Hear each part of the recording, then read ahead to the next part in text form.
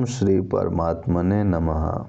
अष्टावक्र महागीता 12वां प्रकरण सूत्र 6। जैसे कर्म का अनुष्ठान अज्ञान से है, वैसे ही उसके त्याग का अनुष्ठान भी अज्ञान से है। इस तत्व को भली भांति जानकर मैं कर्म अकर्म से मुक्त हुआ अपने में स्थित हूँ। संसार में रहकर कर्म करना आवश्यक एवं अनिवार्य है।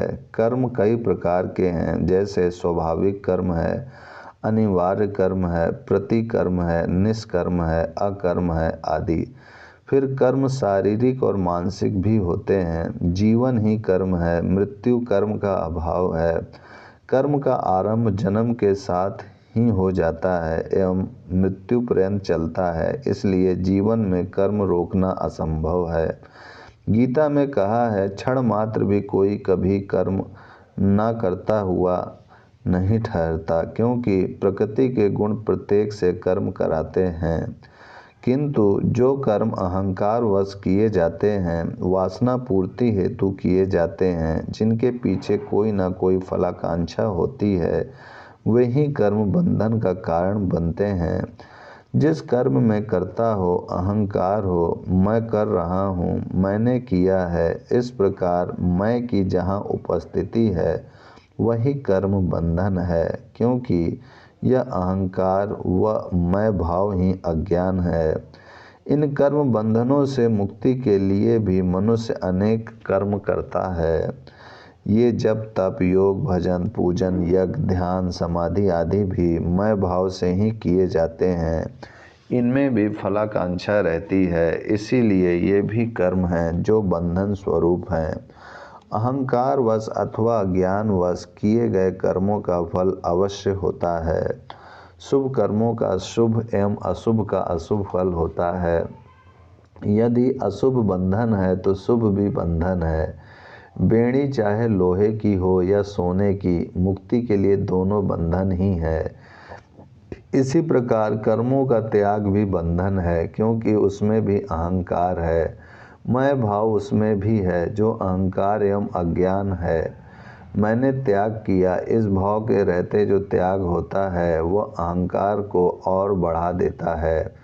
फिर इस त्याग के पीछे फलाकांक्षा रहती है, चाहे वह स्वर्ग मोक्ष मुक्ति किसी की भी हो। अतः कोई भी कर्म जो अहंकार अज्ञान से किया जाता है, वह मुक्ति का मार्ग नहीं है। इसलिए जनक इस सूत्र में कहते हैं कि जैसे कर्म का अनुष्ठान अज्ञान से होता है, वैसे ही उसके त्याग का अनुष्ठान भी अज्ञान से ही होता है। दोनों में मैं का भाव रहता है, जो अज्ञान है। मैं आत्म स्वरूप को उपलब्ध होकर ऐसा जान गया हूँ, क्योंकि आत्मा का कोई कर्म नहीं है, वह करता नहीं है। कर्म मात्र अहंकार के कारण होते हैं। मैं अहंकार रहित होकर कर्म एवं अकर्म, कर्म एवं उनका त्याग दोनों से ही मुक्त होकर अपने स्वरूप में स्थित हूँ। अहंकार रहित स्वाभाविक रूप से किए गए कर्म कर्म नहीं है, ऐसा होकर मैं स्थित हूँ। कर्म की इससे श्रेष्ठ कोई देशना है ही नहीं, जैसी इस सूत्र में जनक ने दी है। सूत्र 7। अचिंत ब्रह्म का चिंतन करता हुआ भी वह पुरुष चिंता को ही भजता है, इसलिए उस भाव को त्याग कर मैं भावना मुक्त हुआ स्थित हूँ। कृष्ण की गीता साधक के लिए दिया गया उपदेश है, किंतु यह अष्टावक्र गीता सिद्ध अवस्था की अनुभूति का वर्णन है। इसमें उपदेश नहीं है, बल्कि यह कसौटी है जिस पर किसी भी आत्मज्ञानी को कसकर परखा जा सकता है। जिसे ऐसा अनुभव हुआ है, वही ज्ञानी है।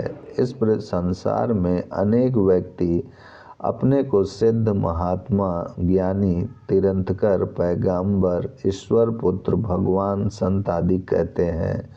उन सब को अष्टावक्र गीता की इस कसौटी पर परखा जा सकता है। यदि उनकी इसके अनुरूप अनुभूति हुई है, तभी इन्हें आत्मज्ञानी एवं मुक्त कहा जा सकता है, अन्यथा नहीं। उनको आत्मज्ञान की भ्रांति मात्र हुई है, अथवा वे पाखंड करते हैं। आत्मज्ञानी की ऐसी परम कसौटी अन्यत्र नहीं है। यह न धारणा मात्र है न सिद्धांत। देश काल धर्म संप्रदाय जाति वर्ग आदि के पार अध्यात्म पर दिया शुद्धतम वैज्ञानिक वक्तव्य है, जो संपूर्ण आध्यात्मिक जगत की धरोहर है। धर्म के नाम पर प्रचलित अनेक पाखंडियों एवं ढोंगियों के झूठे मुखौटों का पर्दाफाश इससे किया जा सकता है। राजा जनक इस सूत्र में और भी महत्वपूर्ण बात कहते हैं कि अनेक व्यक्ति कर्मकांड, उपासना, भक्ति आदि कर्मों को छोड़कर केवल उस अचिंत ब्रह्म का चिंतन मात्र करते हैं। वे समझते हैं कि परमात्मा के चिंतन से, ब्रह्म के चिंतन से ही उन्हें मुक्ति मिलेगी। जनक कहते हैं कि यह भी भ्रम है। पहले तो ब्रह्म निराकार है, उसका चिंतन हो ही नहीं सकता। फिर चिंतन की भी उसे चिंता होती है कि आज चिंतन नहीं किया, आज ध्यान नहीं किया, आज समाधि नहीं लगाई। इस प्रकार इस चिंतन में भी कर्ता भाव मैं लगा रहता है। अतः ऐसा चिंतन करने वाला व्यक्ति ब्रह्म को नहीं, चिंता को ही भजता है। मैं आत्मज्ञान को उपलब्ध होकर इस ब्रह्म के चिंतन की भावना को भी त्याग कर भावना मुक्त होकर अपने में स्थित हूँ। इस ब्रह्म के चिंतन के बंधन से भी मुक्त हो गया हूँ। सूत्र 8। जिसने साधनों के क्रिया रहित स्वरूप अर्जित किया है वह पुरुष कृतकृत्य है, और जो ऐसा ही स्वभाव वाला है वह तो कृतकृत्य है। इसमें कहना ही क्या है।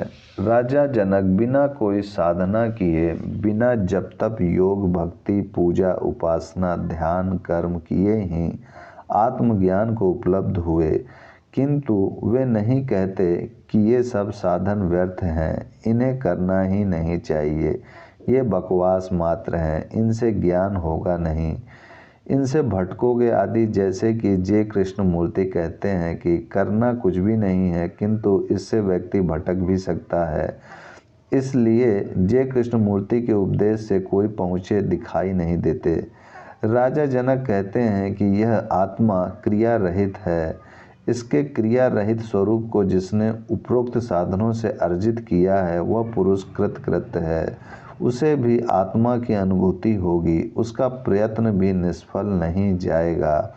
साधना द्वारा प्राप्त करना भी मार्ग है, इसका जनक तिरस्कार नहीं कर रहे हैं, किंतु जो भाव से ही स्वभाव वाला आत्मभाव वाला है, जिसका स्वभाव ही आत्मवत है, वह तो कृतकृत है ही। इसमें कहना ही क्या। ऐसा आत्मभाव वाला व्यक्ति ही परम ज्ञानी है, चाहे वह स्वयं ही स्वभाव से प्राप्त हुआ हो अथवा किसी साधन से। उपलब्धि में कोई अंतर नहीं होता, मार्ग अनेक है, मंजिल एक ही है। इति अष्टावक्र गीतायां 12 प्रकरणं समाप्तम्। ओम शांति शांति शांति।